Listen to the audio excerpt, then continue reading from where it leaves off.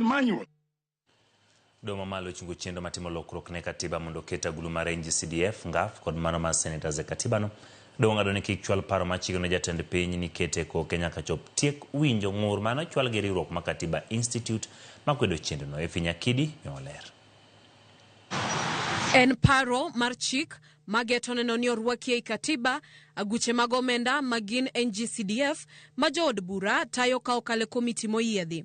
Ngaf ma women rep dhiro godo chenro mag dongruok e gwenge kod mag gulu ma senators dwaro ni okonygi e tayo chenro mag menyo kaka counties itayo. Makmana ni chenro mag od bura madhiro lokruok makamago ka okale loko katiba pod medo yudo hinga ahinya to kaluwore gi okang' mar doho yie kod kwayo mar riwruok Katiba Institute makwedo chenro no. E bura mane ochwal gi Katiba Institute nitie weche ariyo madito. Mokwongo en ni aguch omenda adek goeko mag NG-CDF ngaf kod mar senators dhi ataro mar chik kendo rocho dwaro mar katiba kendo chenro mar chwalo paro mar chik no endo kendo kaka ne okaw pach jopiny en yo mar riwruogno neno ni okoluwo chik kendo ne oketho mane omenda e aguch jopiny. Mar ariyo en ni paro mar chik no endo ni kod weche manigi oteku manyaka to losi mana ka okale ombulu mar paro madhongere dendo ni referendum. E ng'eto mare tinende doho yango ni ywak ma opedhie burano ni kod pek kendo gin weche mamulo chuny katiba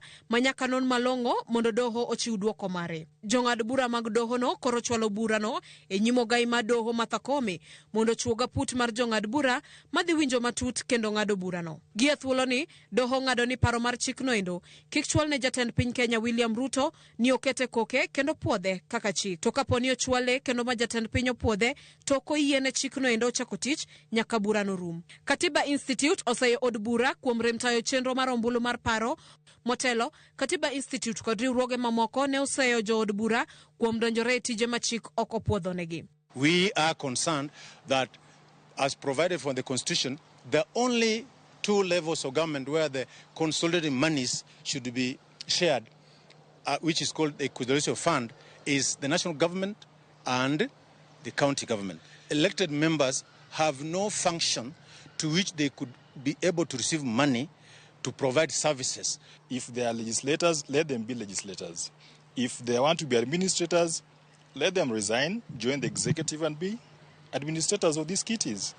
But doing both is really something that is against the Constitution. Burano koro idhi winj gi apudno ma igeno chuogi gi ogai madoho kendo maduoko margi dhirie yo manyien ma jo Kenya dhi luwo ka otenore gi aguch omenda go. Efinya Kidi, Ramogi TV, Nairobi. Ogai manyien ma dun bura